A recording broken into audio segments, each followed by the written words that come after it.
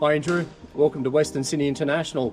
Here for a bird's eye view of the airport and everything it's got to offer, so thanks for coming and joining us. All right, let's have a look around. What do we got here? So here you're actually looking at our check-in area, and you came at a really good time because we have around about 2,000 bags here ready for trials tomorrow. So over the last 3 months and right up until later this year when we actually commence operations, we'll continually run these bags through the baggage system to make sure they land exactly where they've got to go. Each bag, believe it or not, we went to a couple of charities, Vinnie's and the Salvos. They've gone out and procured the bags for us. And each bag actually has stuffing, so it mimics the real weight of a bag that a passenger might bring to the airport. Amazing. I guess I should ask the big question. When is this airport going to be open? Well, at this stage, second half of 2026 is what we're committing to. So still talking to airlines, but yeah, second half of this year, we're confident we'll be in operation. So our job as operations is to make sure we've trialled it and we're ready to go. Awesome. All right, show me around. Yep, so we're going to move out of the check-in zone. I should just point out some familiar technology here, which is your kiosks and your bag drops. The one big difference is, at most other airports that you go to, you'd actually have a zone for each airline. Passenger experience here, international or domestic, you can go to any device, check in through the kiosk and go to any bag drop and then move through the process. So it means that we can be simple, we can be efficient. You don't have to go fishing around to find your actual check-in zone. You just go to any kiosk and any bag drop, move on through and get on your way. So each airline won't have their own kind of little setup? Not specifically. So we'll have airline representatives. So if you do have an issue here, you can ask a question or get some service if you need it. Otherwise, if you know what you're doing, you don't have any hassles, pretty much any kiosk, any bag drop on your way. Wow, that's awesome. So the airport was designed by Zaha Cox. They won an international design award. Just stand here and I suppose take it into perspective. Wow. The whole idea is it resembles the Blue Mountains and the Cumberland Plain a little bit, which you can see out to the left. Unfortunately, it's a bit of a dull day, but it just gives you that rolling, undulating feeling of the mountains and the plains. So we think it's quite a statement. We're very, very proud of it. It's pretty cool. Oh, it's so cool. Yeah. One thing you'll notice, international security there on your left, domestic security here on your right, and in the middle we've got what we call a swing zone. So pretty much we can open it and we can either open more international or more domestic, depending on the demand on the day. So that means we pretty much can cater for the queues, move to it pretty quickly, and if we've got a bigger queue on domestic, we shift some of the international capacity over to domestic or vice versa. And we hope every day looks like this with no queues. That'd be ideal. Guaranteed, but we hope every day looks like this.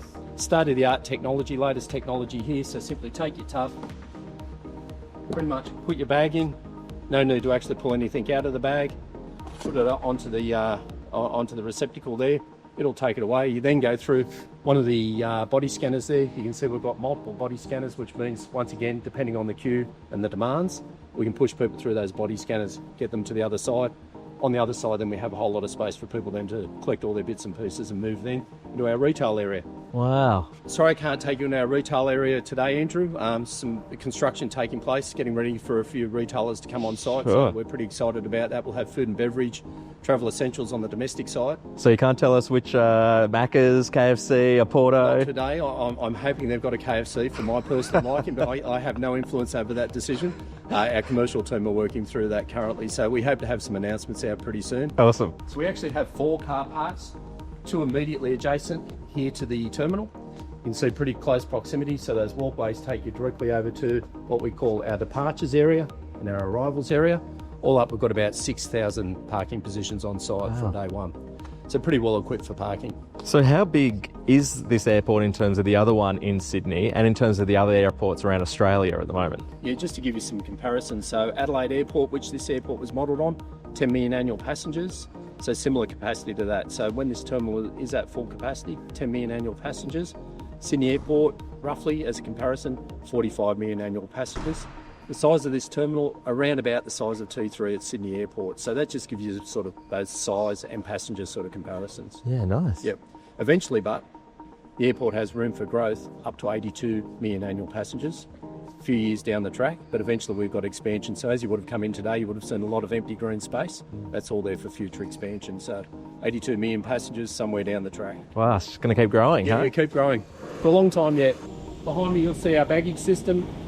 State-of-the-art baggage system, really designed to give us active tracking of the bag all the way through. basically it's called a tote-based system, so every bag goes into its own individual tray, which we actively track from the check-in, out here, through, then into the containers there, which then are dispatched to the aircraft. Wow. So our objective there is to minimise any lost bags. Obviously, if you get to your destination, you don't have your bag, not a great day out. So our objective here with this new baggage system is to minimise lost bags. And even though it's not the best day, you can see that lovely silhouette of the Blue Mountains over there. Yeah.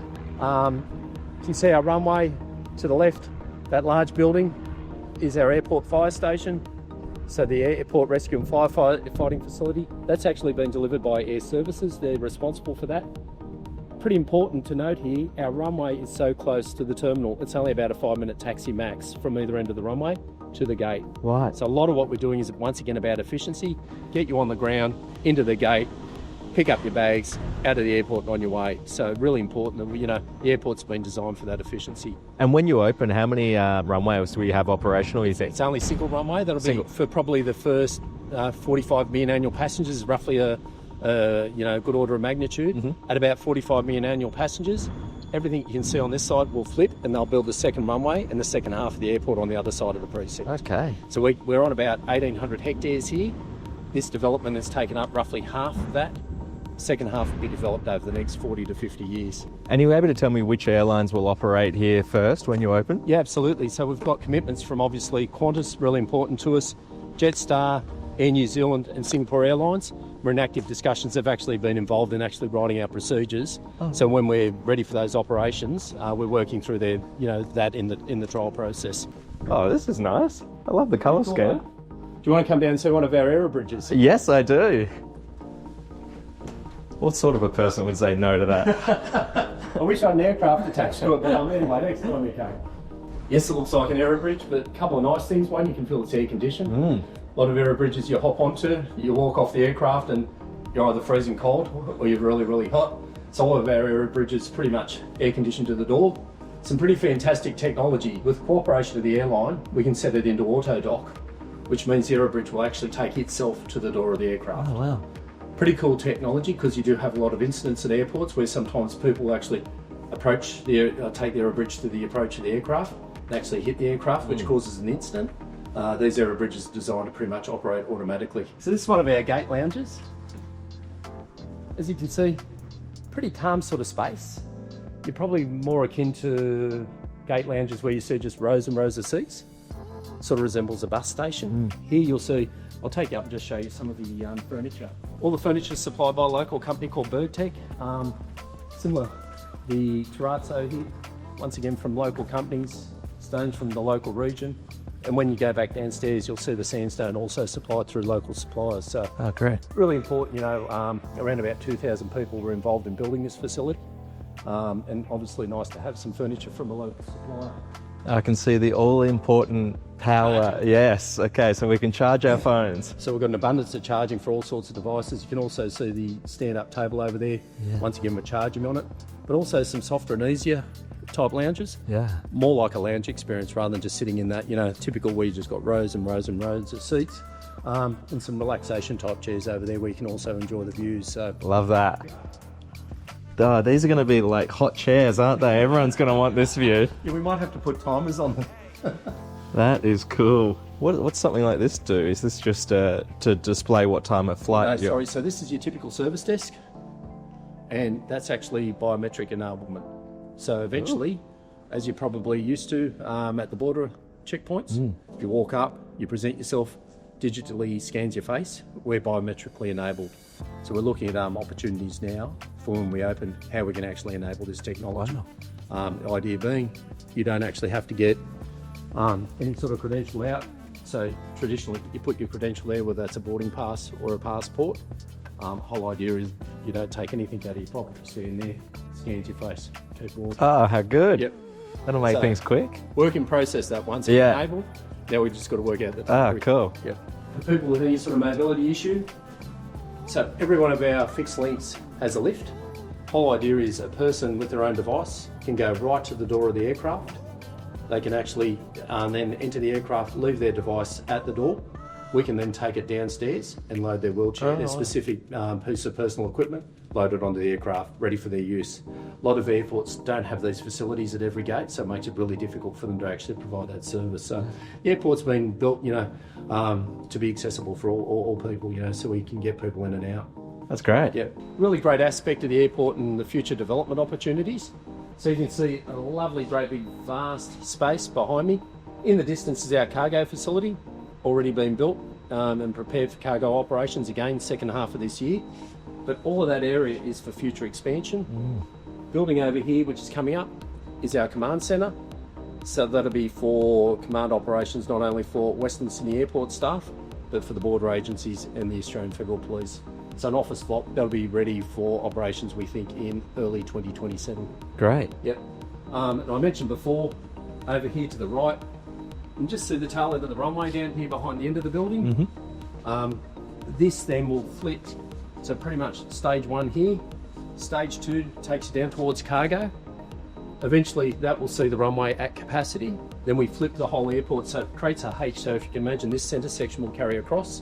They then build stage 3, which is over towards those trees. Yeah, right. And then stage 4 comes back this way. Wow. So 4 independent stages that takes you from 10 to 20 to 40 to 60 to 80 million annual passengers over time. And now we're towards the end of our journey.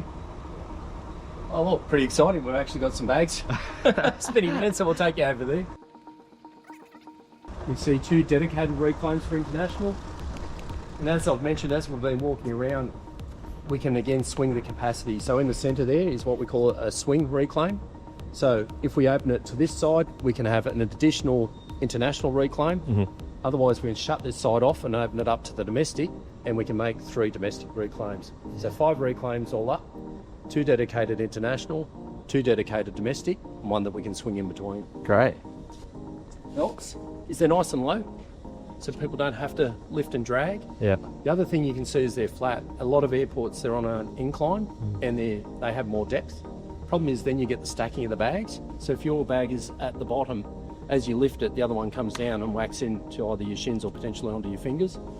Again, built for safety and practicality, so people don't have to actually drag their bags off and they're not competing with bags above. Do you know, I lost a bag a long time ago. I think it might be over now. I want it back. You can't get a lost baggage if you like. And in terms of airport lounges, can you tell me, is Qantas going to have one? Virgin going to have one? Anyone else? Wish I could. What I can tell you is we've got space for lounges. All those discussions are currently taking place with our commercial team. And if I mention your name, can I get into a lounge? I don't have that level of influence. All right, well, that's all I wanted to say. Thank you so much for showing us around. Hey, Andrew, thank you so much, and to news.com.au for coming out today. It's a real pleasure to host you.